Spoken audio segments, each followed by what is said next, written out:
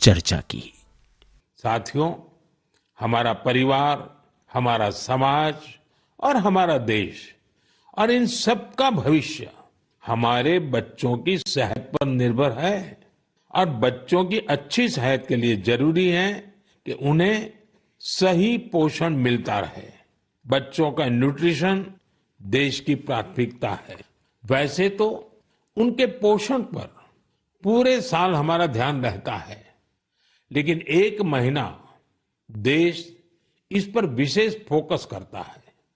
इसके लिए हर साल 1 सितंबर से 30 सितंबर के बीच पोषण माह मनाया जाता है। पोषण को लेकर लोगों को जागरूक बनाने के लिए पोषण मेला, एनीमिया शिविर, नवजात शिशुओं के घर की विजिट, सेमिनार, वेबिनार जैसे कई तरीके अपनाए जाते हैं। कितनी ही जगहों पर आंगनवाड़ी के तहत मदर एंड चाइल्ड कमेटी की स्थापना भी की गई है। ये कमेटी कुपोषित बच्चों, गर्भवती महिलाओं और नवजात शिशुओं की माताओं को ट्रैक करती है। उन्हें लगातार मॉनिटर किया जाता है और उनके पोषण की व्यवस्था की जाती है। पोषण अभियान को नई शिक्षा नीति से भी जोड़ा गया है। पोषण भी, पढ़ाई भी। इस अभियान के द्वारा बच्चों के संतुलित विकास पर फोकस किया गया है। आपको भी अपने क्षेत्र में पोषण के प्रति जागरूकता वाले अभियान से जरूर जुड़ना चाहिए।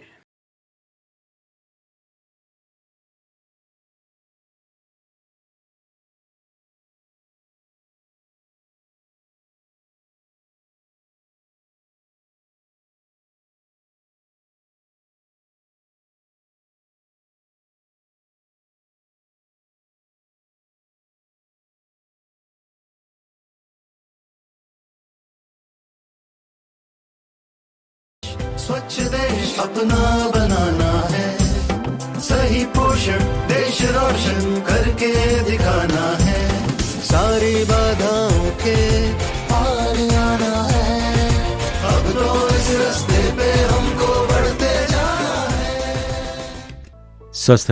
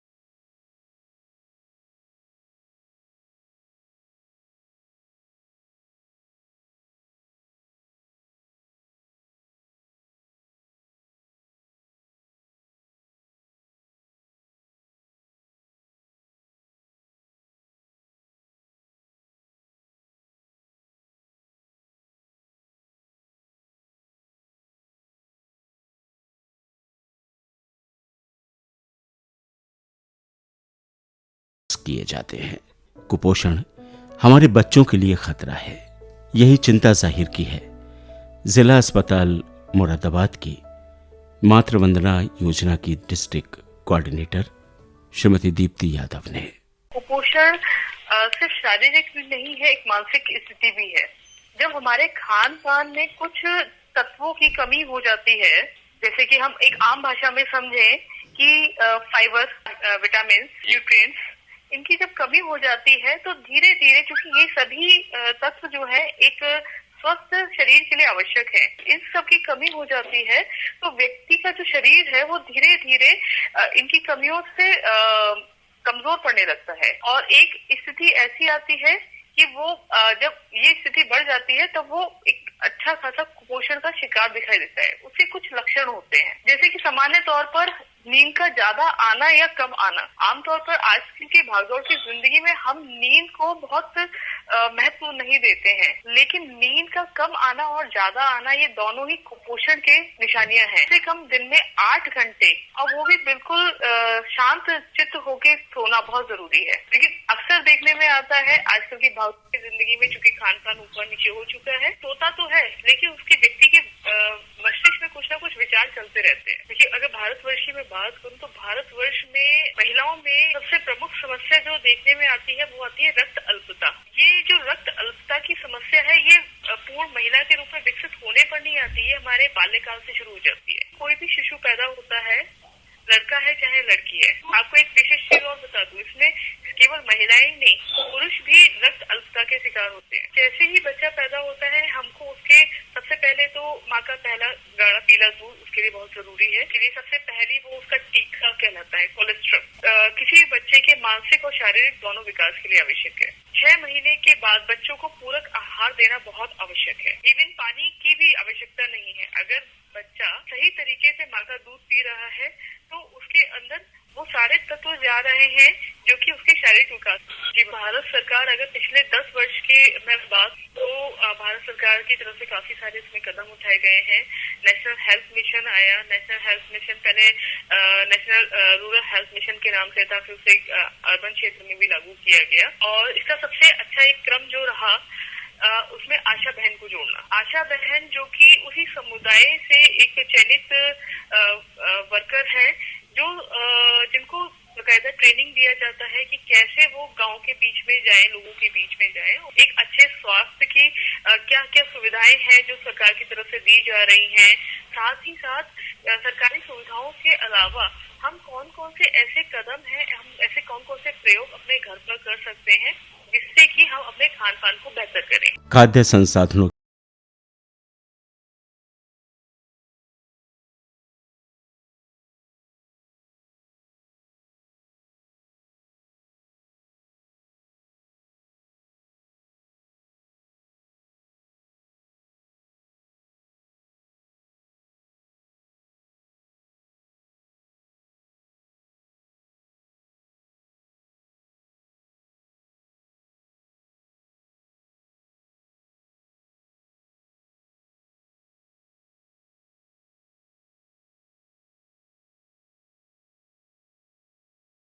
कर सके।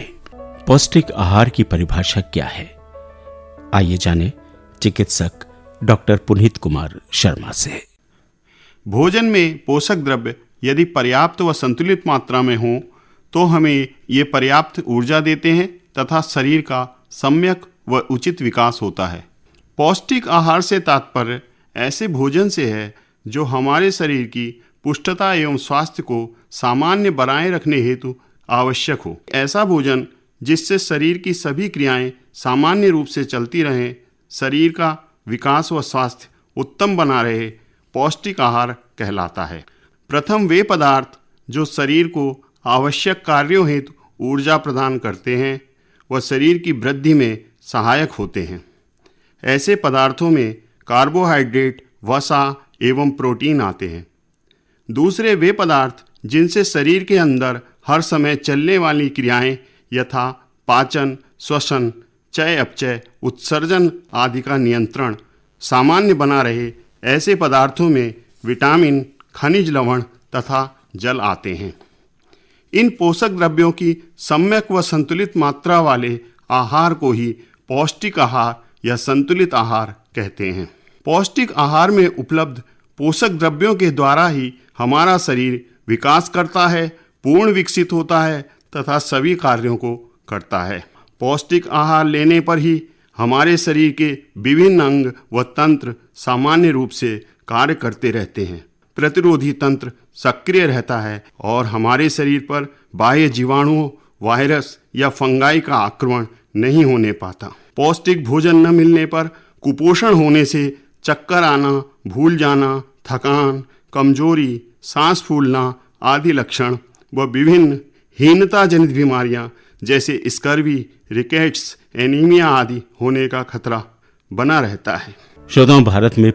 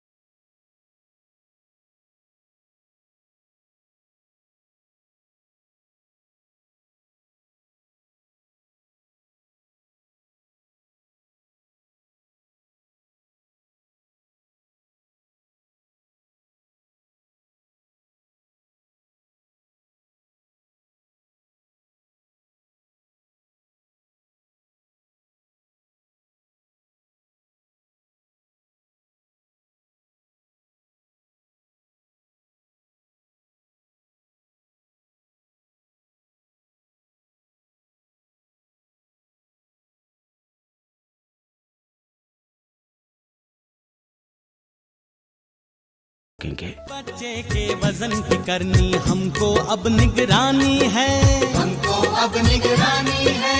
रहे सुपोषित बच्चे सारे, कसम ये खूब निभानी है, कसम ये खूब निभानी है। गांव शहर सब रहे सुपोषित, लिखनी यही कहानी है।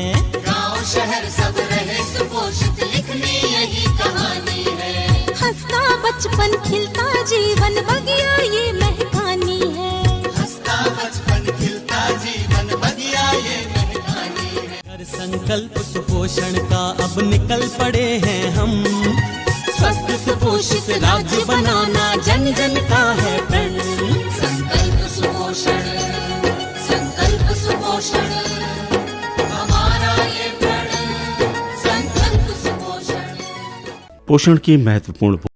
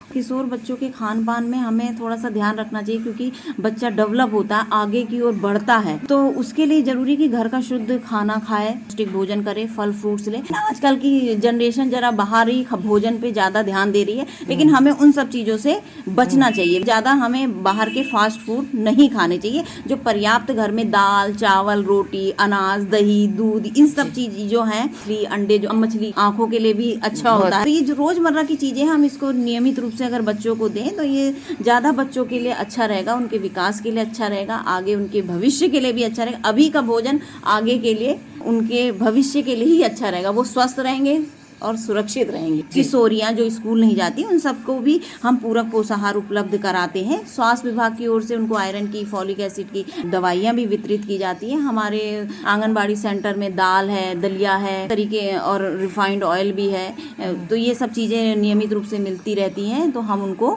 दे देते हैं। और उसके अलावा जैसे कुपोषित अगर बच्चा है तो हम उसको एक हमारे विभाग की ओर से पोषण पोटली की व्यवस्था की गई है, उस बच्चे को हम वहाँ तक उनका नाम देते हैं, और जब बच्चा सुपोषण की श्रेणी में आता है उनको इनाम भी दिया जाता है। तो हमारे विभाग की तरफ से बहुत से ऐसे कार्य हैं जो हम लोग करते हैं। हम लोग घर घर जाके सर्वे करते हैं, देखते हैं। किशोरी बालिकाएं जो स्कूल नहीं जाती हैं उनको परियोजना की तरफ से जो भी सामान दिया जाता है, दाल दलिया, तो वो सब हम उनको देते हैं, निगरानी करते रहते हैं। हमने आज ठाना है, घर घर जाके बताना है, सबका सुरक्षा मिल के करें, अपना फर्ज निभाना है।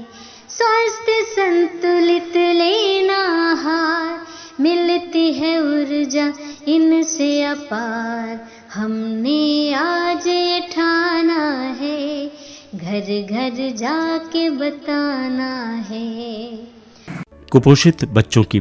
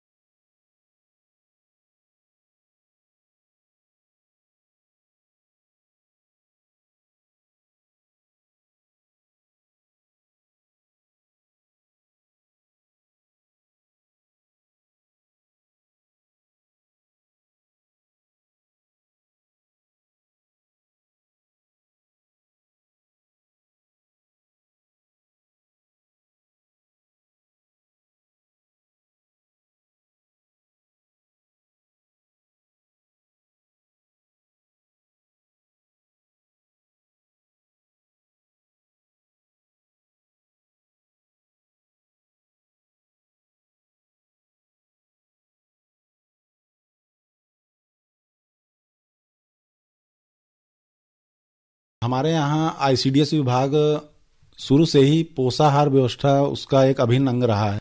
पुष्टाहार देने का मुख्य कारण है कि बच्चों को जो उनका घर का खाना होता है उसमें उनको अगर किसी कारण से सभी आवश्यक पोषक तत्व न मिल पा रहे हों तो उनकी पूर्ति करने के लिए, इसलिए हम पोषाहार को अनुपूरक पोषाहार बोलते हैं, यानी जो पूरा उसको पोषण मिल सके ऐसा आहार। शासन द्वारा भी इसमें कुछ बदलाव किए गए हैं हमारी पोषाहार व्यवस्था में। अब शासन द्वारा स्वयं सहायता समूह को पोषाहार व्यवस्था से जोड़ा गया है। इसमें अभी आंगनवाड़ी केंद्र के बच्चों के लिए अपने कोटे के माध्यम से गेहूं, चावल और स्वयं सहायता समूह द्वारा क्रय करके दाल की उपलब्धता, और हमारे यहाँ पराग कोऑपरेटिव द्वारा दूध और घी की आपूर्ति की गई है। जो बेसिक चीजें हैं जैसे एनीमिया है, एनीमिया का कारण है आयरन की कमी, और वो आयरन की कमी आहार के ही कारण होती है। ज्यादातर माइक्रोन्यूट्रिएंट जिनको हम सूक्ष्म पोषक तत्व बोलते हैं तो उनकी कमी होती है। तो वो कमियां पूरी करने के लिए ये जो हमारा पोषाहार आता है, अब वर्तमान में तो पोषाहार जो है वो ड्राई राशन के रूप में अलग अलग दिया जा रहा है, ताकि सभी, जैसे घी है, दूध है, में आयरन की मात्रा होती है, दाल से प्रोटीन मिलता है, तो गेहूं भी दिया जा रहा है प्रोटीन के लिए। तो प्रोटीन और ये सूक्ष्म पोषक तत्व तो बहुत जरूरी है बच्चे के विकास के लिए, तो इनका समायोजन उसमें रहता है किसी भी तरीके से हम दें, चाहे वो पैकेट हो चाहे वो ड्राई राशन। और शासन द्वारा निरंतर इस संबंध में नवीन संशोधन किए जाते रहे लूप होल्स को बंद करने के लिए, कि अब जो भी आंगनवाड़ी राशन जिस लाभार्थी को देगी उसका नाम और मोबाइल नंबर ऑनलाइन पोर्टल एक बनाया गया है। उस पोर्टल पर उस बच्चे का या गर्भवती महिला का नाम और उसका मोबाइल नंबर फीड किया जाएगा आंगनवाड़ी कार्यकर्ती के माध्यम से। और लखनऊ में 30 लोगों की क्षमता का एक कॉल सेंटर भी सिर्फ इसी के लिए बनाया गया है कि उस कॉल सेंटर से इन लाभार्थियों को रैंडमली फोन करके उनसे पोषाहार प्राप्त होने का सत्यापन किया जाएगा। और अगर उसमें कहीं गलती पाई जाती है, अगर कहीं बताया जाता है कि नाम चढ़ा है उसको पोषाहार नहीं मिला, तो संबंधित के खिलाफ कार्रवाई का भी प्रावधान किया गया है। हर माह वजन लिया जाता है आंगनवाड़ी केंद्रों पे जाके या घर में जाके, जैसे सहूलियत रहे आंगनवाड़ी कार्यकर्ती को। और वजन के माध्यम से हम लोग अल्प वजन अंडरवेट बच्चों का चिन्हांकन करते हैं प्रति माह, और उनको 2 श्रेणियों में वजन के हिसाब से लाल श्रेणी और पीली श्रेणी में विभाजित करते हैं और उसकी रिपोर्टिंग की जाती है और फिर उन्हीं बच्चों को आंगनवाड़ी कार्यकर्ती काउंसलिंग के माध्यम से, पोषाहार के माध्यम से उनको उस श्रेणी से निकालने का प्रयास करती है। और इसमें जो चिन्हांकन के दौरान कुछ बच्चे ऐसे निकलते हैं जो बहुत ज्यादा ही वो होते हैं कमजोर, देख के लगता है कि इनका बचना भी संभव नहीं है, कुछ इनको एडवर्स इफेक्ट हो सकता। तो ऐसे बच्चों को चिन्हित करके आंगनवाड़ी कार्यकर्ती हमारे यहाँ जो पोषण पुनर्वास केंद्र जिला अस्पताल में यहाँ भर्ती कराया जाता है, जहाँ 14 दिन तक माँ को 50 रुपए प्रतिदिन के हिसाब से उसका भत्ता मिलता है और बच्चे को डॉक्टर की गाइडलाइन के अनुसार वहां पे आहार दिया जाता है। 14 दिन तक मॉनिटरिंग की जाती है, बच्चे के सभी तरह की जांच, अगर खून भी चढ़ना होता है कुछ बच्चों का हमारे यहाँ एनआरसी में वो भी सुविधा है। पौष्टिक आहार,